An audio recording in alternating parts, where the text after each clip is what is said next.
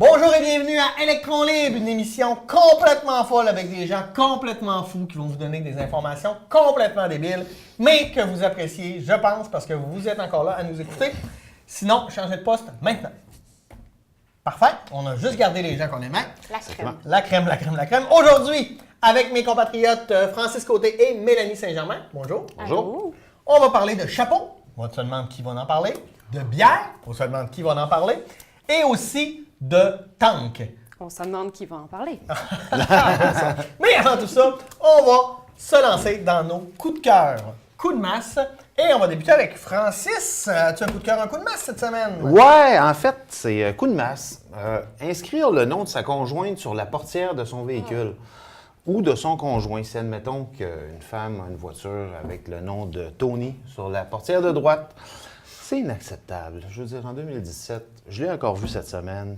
S'il vous plaît, n'inscrivez pas le nom de votre conjoint sur Pourquoi votre tu penses qu'ils sont vraiment de vendre leur auto après? Moi, ça, et en même temps, est-ce que c'est vraiment une marque d'affection? Je veux dire, moi, si ma conjointe me fait ça en cadeau, serais-je heureux? Je ne le pense pas. Donc, s'il vous plaît, changez cette pratique. Mais si c'était un ami à toi là, qui faisait ça pour te faire C'est une rire, surprise que tu m'as fait. Ça, c'est le fun. Ça me tente. Ah, je pense que je vais le faire. c'est bon. Mélanie, toi? C'est drôle parce que juste avant de commencer à enregistrer, on a abordé le sujet un peu. Moi, c'est un coup de cœur. Puis pour vrai, je donnais un gros coup de cœur à la télévision communautaire locale, la TVL DM9. Pourquoi? Parce que je trouve qu'il y a un vent de changement dans cette belle télévision locale-là. Il y a des nouvelles personnes qui s'impliquent, il y a des personnes qui sont là depuis longtemps, qui sont merveilleuses. Et pour vrai, on sent un vent de changement, on sent de la nouveauté. Je trouve ça le fun, puis je vous dis bravo. C'est mon coup de cœur. Très bon coup de cœur. Ouais. Génial. Moi aussi, ça va être un coup de cœur. Écoutez, en 2009, j'ai acheté une Mazda 3 blanche Et maintenant, qui avait complètement. 32 km au compteur. Cette semaine, je suis rendu, là on compte, là, ça fait donc 2009-2017, 8 ans. Je viens de dépasser, je viens de faire mon 397 millième Non. kilomètre. Wow! J'étais à 3000 km du 400 000. Je n'ai eu aucun problème mécanique. Bien sûr, bon, les freins, les pneus, Ah oui, l'usure normale. l'usure normale. Wow. Mais aucun problème mécanique, tout va super bien. J'espère, bon, passer le 400 000, mais me rendre encore plus loin parce que quand ton char est payé, hein, on va se le dire, ça fait C'est du le bien fun. sur les factures.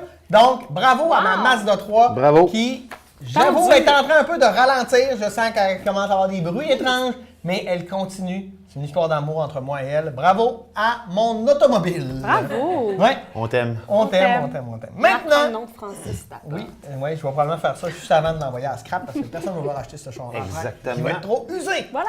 Francis, tu as le goût de nous parler de chapeau.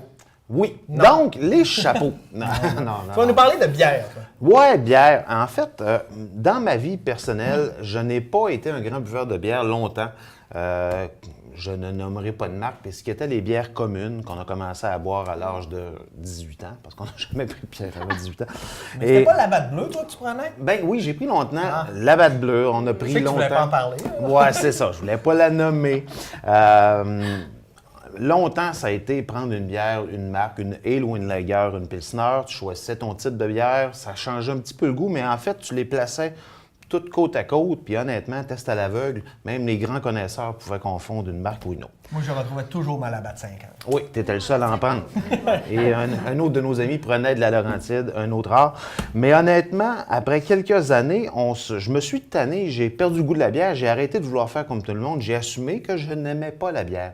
Jusqu'à ce que je découvre ce qu'on connaît aujourd'hui, c'est-à-dire que la Une bière vraie bonne bière. est comme le vin. On peut décortiquer le goût, on peut le comprendre, on peut l'apprécier. Avec l'effervescence des microbrasseries qu'il y a eu dans notre région, le coureur des boîtes de Boom-Stosny, une merveilleuse micro, la Beeman de Roberval, la Lion Bleu, la Voie Maltais, la Schwab de Saint-Félicien. La microbrasserie du Lac-Saint-Jean à Saint-Gédéon. La micro, je la gardais en dernier parce que je te l'ai déjà dit souvent, Pierre, c'est mon coup de cœur. D'ailleurs, qui remporte année après année des prix internationaux pour leur bière, donc Micro du Lac. On voit une effervescence et on voit des gens qui disent « c'est-tu beaucoup, c'est-tu trop ». Un exemple était donné par un brasseur l'autre jour où il disait « on ne se demande pas à la Société des alcools s'il y a trop de choix de vin ». On se dit qu'il y a des terroir, il y a des, vins pour tout le types de monde. vins, il y a des vins pour tout le monde, il y a une Diversité, diversité, c'est la même chose. Tu n'es pas obligé de toutes les aimer. Avant, on se disait, c'est une bière de micro, puis on flashait un peu. Tout le monde en prend maintenant, ou beaucoup de personnes en prennent. Les étalages dans les épiceries sont de plus en plus variés. Bravo d'ailleurs aux épiceries qui ont suivi parce qu'ils ont oui. vu que les gens en voulaient. Et puis, je pense que depuis qu'ils les affichent, ils en vendent pas mal plus qu'ils pensaient qu'elle en vendent. Oui, doser, Exactement. c'est mouiller aussi, en acheter plusieurs sortes, c'est le Oui, fun. c'est ça. Et on voit même arriver des rabais. Avant, tu payais systématiquement cher quand même parce que c'était un produit d'appel. La masse a fait qu'on peut avoir certains rabais. Ça peut coûter un petit peu moins cher pour découvrir des saveurs. Mais on revient à l'origine. Qu'est-ce que c'est qu'une bière? Qu'est-ce que la bière? Je reviens avec les types de bière. Il y a la lager. Je vais quand même reprendre mes notes. C'est un peu technique. La lager est habituellement une bière blonde, vive, sèche, rafraîchissante. Elle est fermentée beaucoup plus longtemps. Donc ça, c'est ce qui donne la lager. La pilsner. Donc la pilsner, c'est en 1842, des brasseurs tchécoslovaques ont créé un nouveau type de lager de pilsner. Les pilsner ont la couleur dorée bien connue et un goût prononcé en houblon. J'y reviens au houblon tout à l'heure. La ale, hein, tout le monde connaît la ale. Vous trouverez des bières beaucoup plus aromatisées qui peuvent avoir de fortes personnalités individuelles. Donc, dans les ales, tu vas avoir des distinctions un peu plus prononcées que dans les autres types. La ale blonde, qui est une variété. Les porteurs. Qu'est-ce que le porteur? Dans l'ancien temps.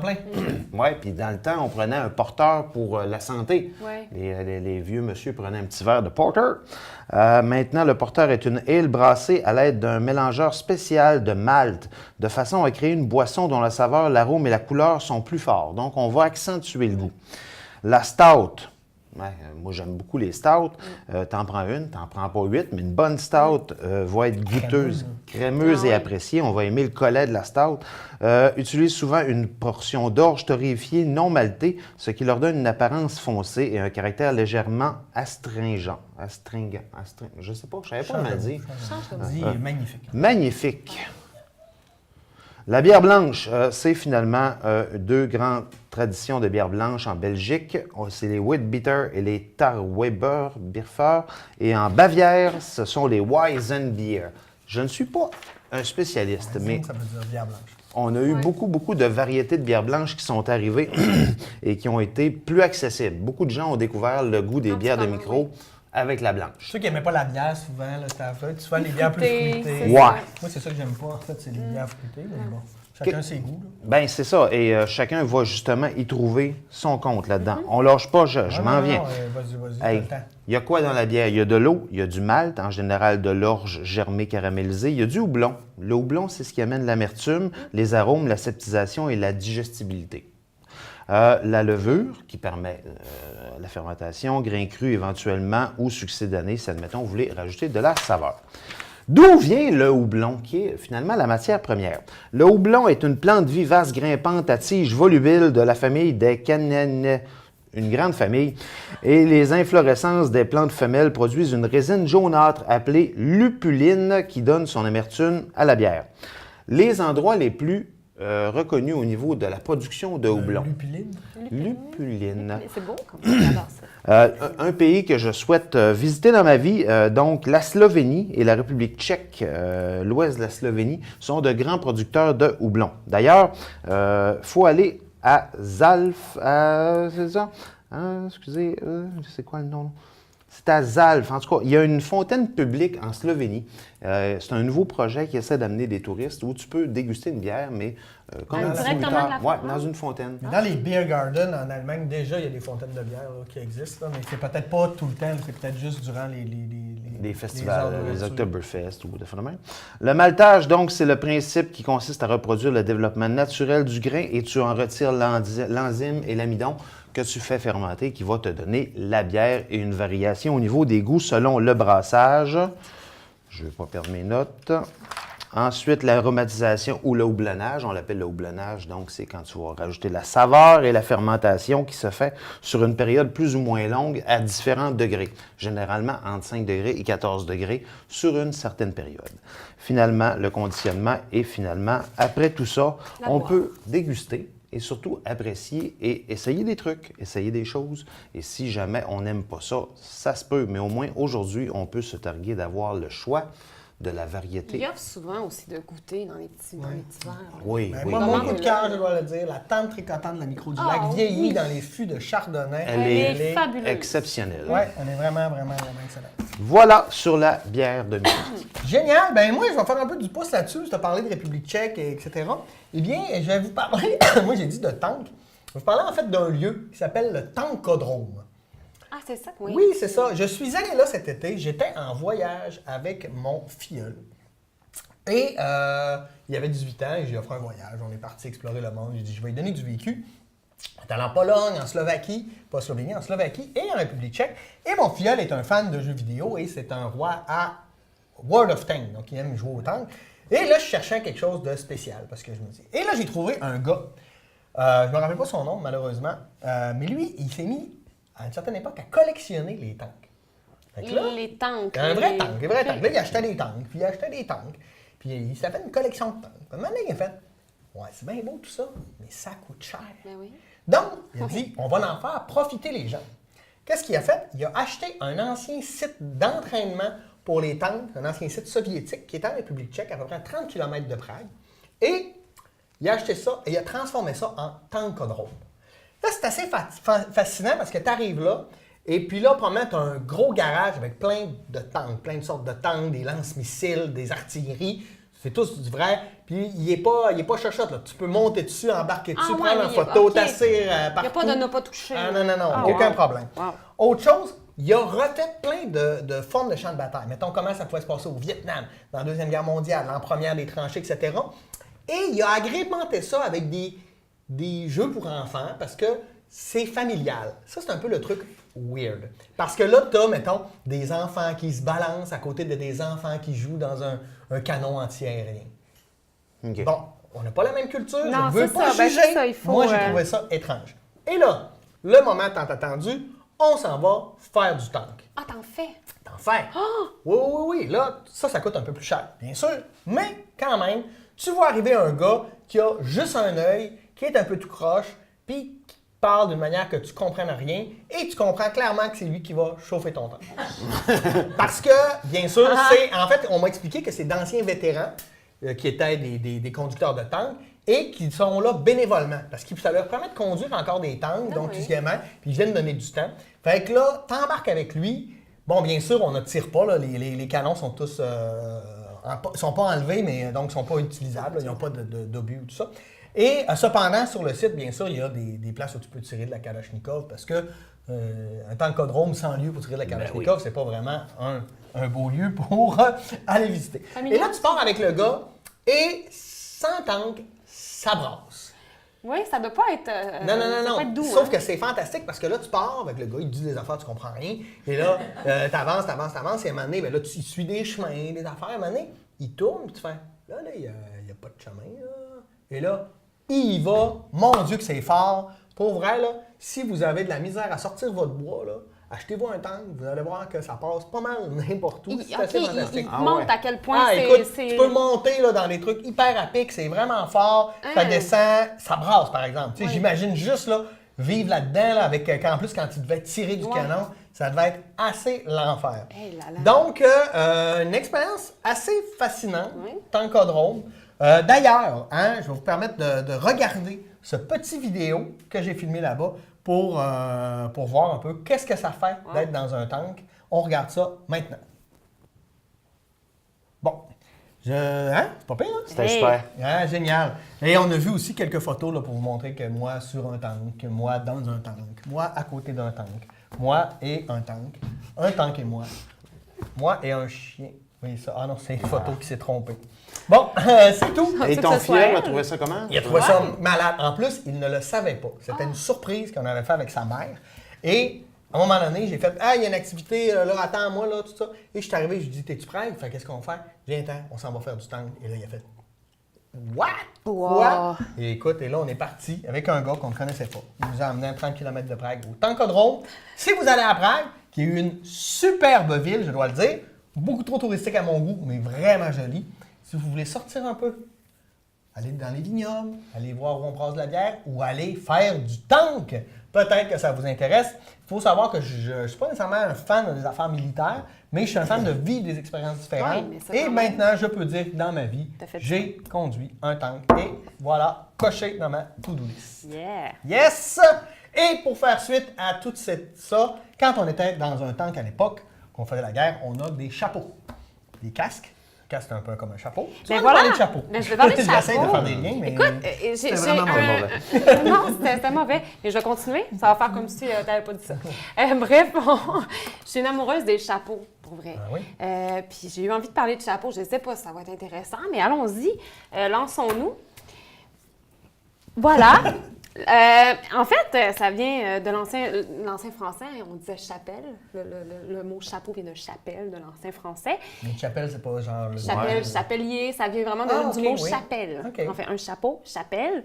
Ou du latin, on peut dire capu ou caput. Je trouve ça très drôle. Bref, c'est le mot ancêtre du chapeau. Mais la chapelle aussi, est-ce que ça s'écrit comme la chapelle, Non. chapelle ardente? La chapelle? E-L. E-L. E-L. Ok, C'est simplement la femelle du chapeau. Exactement. OK. Selon le dictionnaire de l'ancien français, le terme chapelle, c'est une coiffure que les hommes et les femmes mettent sur leur tête pour sortir. OK? À date, je suis. Hey, moi aussi. Mais aussi, ça peut être une couronne dans l'acceptation générale, notamment une couronne de fleurs. Ça pourrait être dans l'ancien... parce que là, on retourne en 1600, là, oui, en 1500. OK. Donc, en 1680, selon le dictionnaire de l'Académie française, on définissait le chapeau comme une coiffure, un habillement test pour homme. Là, la femme était moins inclue là-dedans, ok. qui a une forme et des bords. C'est assez clair. Autrefois, on les faisait en drap et d'étoffe de soie. Maintenant, on les fait de laine ou de poils que l'on foule. Donc, dans les années 1600, c'est un peu ça le chapeau. Et là, on avance. Là, je vous fais un petit historique, OK? Oui, On ça avance. va. Donc, si je vous demandais pour vous aujourd'hui une définition pour vous d'un chapeau, c'est quoi un chapeau? Ben, quelque chose qu'on se met sur la tête. Tu sais, Quelque je veux chose qu'on met dire, sur la moi, tête. je pense qu'une casquette comme un chapeau. C'est un une accessoire sorte de mode chapeau. ou si c'est quelque chose qui... Pour moi, il n'y a rien qui est un accessoire mode dans la vie. OK. Pour moi, une casquette, mettons, c'est vraiment pas pour le look, c'est pour me protéger du soleil. Du soleil. Ou moi montrer aux gens que j'ai les C'est cheveux vraiment gras. pratique. C'est ça. Ouais. OK. Moi, en tant que chauve, c'est de la protection. Protection C'est finalement, aussi. tu mets ça. Génial. Un fait amusant, c'est que la manière de fabriquer des chapeaux n'a pas changé depuis le 14e siècle, ou presque pas. On s'entend qu'il y a des usines aujourd'hui pour en fabriquer plus, mais un vrai chapelier va fabriquer ses chapeaux de la même manière, avec les mêmes OK. outils. Donc, ce qu'il faut savoir aussi, c'est que le chapeau, là où il a évolué avec le temps, c'est surtout dans la forme. Il y a 3 éléments. Les bords du chapeau, il y a la hauteur de la calotte et la forme de la calotte. C'est ça, en fait, qui allait. Parce que le chapeau, toi, tu dis que c'est pratique aussi, c'était surtout un accessoire mode. C'était considéré comme un accessoire mode, surtout dans les années... Bon, en 1630, par exemple, lors du règne de Louis XIV, la mode est au chapeau de mousquetaire. OK? Bon, vraiment. Par contre, petite calotte, Ça revient, ça, la mode des chapeaux. ah oui, mousquetaires. petite calotte, puis un grand panache aux abords très, très larges, OK? Mais on s'est vite aperçu que les bords très larges, ben ça gênait le maniement des armes. Fait que souvent, c'était aussi, ça changeait par rapport à ça. Mais c'était surtout les rois à cette époque-là qui partaient des modes. Aussi, bon, ben, dans les périodes tumultueuses, le chapeau pouvait servir à une expression politique de soutien à un régime. Par exemple, on disait, pour soutenir telle cause ou telle personne, tel régime, porter un chapeau blanc en paille blanche ou des trucs comme Ouais, ça. même on a encore des fois comme le foulard Ouais. palestinien. Ou des Le choses foulard, comme ça voilà, qu'on peut exactement. Puis utiliser. encore aujourd'hui, c'est quelque chose qui est encore comme ça. Dans les années 1900, jusqu'à la Première Guerre, le chapeau était indispensable. Tu ne pouvais pas sortir sans chapeau. Tellement que les femmes audacieuses ou les hommes audacieux, les ouvriers qui sortaient de l'usine, souvent quand ils n'avaient pas leur chapeau, le monde disait « Mon Dieu, t'as-tu vu, l'ouvrière, elle sort en cheveux. » Ça, c'est terrible. OK. Elle sort en cheveux. T'aurais pas pu Oui, faire ça. je serais triste. C'était très, très bon. Donc, jusque dans les années 30, 40, le chapeau était vraiment, vraiment important. C'est un accessoire. Coco Chanel, dans les années folles, les années 20, Coco Chanel sortait des très, très beaux chapeaux aux lignes très, très, très inhabituelles, quelque chose de très audacieux. Commençait à avoir les chapeaux sur le côté, les accessoires, les nœuds. On mettait des boucles, on s'éclatait. C'était merveilleux. Je veux que ces chapeaux-là reviennent. Je trouve ça tellement beau. Mais c'était vraiment, vraiment un élément essentiel, surtout pour la femme et pour l'homme aussi, on ne sortait pas Chapeau sans haute forme, chapeau aux melon. formes. Puis souvent aussi, pendant les funérailles, on mettait les chapeaux plus près du visage, on cachait les yeux avec le chapeau. Les femmes le portaient de toutes les façons, les hommes aussi. Les hommes, c'était un peu plus conservateur quand même, mais surtout au niveau des femmes, au niveau des chapeaux, les années 20, 30, 40, c'était fou. Et malheureusement, le chapeau a un peu Il y a eu le disparu. déclin du chapeau. À cause du manque à cause de la guerre, le manque de fournitures, le prix des matériaux, puis tout ça a vraiment augmenté. En fait, c'est devenu beaucoup dispendieux. Donc, le chapeau s'est éteint tranquillement, malheureusement. Mais va-tu avoir un retour du chapeau? Parce que on est gênés de mettre des chapeaux. La plupart des gens sont Je te gênés. dirais, je suis pas d'accord. Parce qu'en général, les garçons aiment beaucoup mettre des casquettes. Mais en fait, les gars, pour vrai, on voit beaucoup chez les garçons, mais je parle chez la femme. Ouais. Assumer un gros chapeau, on en voit de plus en plus parce que c'est de plus en plus accessible aussi. Un bon chapeau, ce chapeau-là, je l'ai pris à Paris. Ah oui? Je l'ai payé très cher. OK? C'est en laine, mais puis tout toi, ça, t'as il est les fabriqué à la moyens, main. c'est ça? Non, je voulais me gâter une fois dans ma vie. Parce qu'on s'entend qu'il faut prendre soin d'un chapeau cher, il faut en prendre soin, il faut le serrer comme il faut dans des boîtes à chapeau. On voyait ça dans les Oui, garde-robes, oui, des ça boîtes passe à partout, chapeau. hein. C'était vraiment beau. Donc, les dames avaient leur boîte à chapeau traînée. Mais là, ton chapeau de luxe que tu as sur la tête en ce moment, est-ce que tu le mets juste comme aujourd'hui ou tu le mets dans la vie ou tu le sens tout le temps? Je l'ai tout le temps sous la main OK. pour ne pas me peigner. C'est Oui. quelque chose de très... Pensez à ça, les filles, c'est pratique des fois. C'est oui. le fun, des beaux chapeaux. Moi, si vous me voyez en casquette, c'est clairement que j'ai pas eu le temps de me laver les cheveux. C'est ça, exactement. Mais c'est vrai que chez le garçon, on voit la casquette souvent, mais il y a des beaux chapeaux pour hommes aussi. Moi, je trouve qu'on porte pas assez le chapeau. Je trouve ça magnifique. Et il y a des expressions chapeau, félicitations. Hein? Quand on dit à quelqu'un de l'expression chapeau, c'est de lever son chapeau, donc de dire félicitations. Et on se rappelle aussi, moi, j'ai un souvenir que j'ai des chapeaux, c'était à relever le défi. Quand tu manquais ton défi, là, que tu lances des chapeaux sur une patate. Oui, oui, c'est vrai, relever. Oui. Je me oui. rappelle tellement pas de ça. Puis c'est ça. Donc moi, je trouve qu'on devrait pousser le chapeau un peu plus fort. Je trouve ça Y magnifique. a-tu des Oser le chapeaux chapeau. connus, mettons?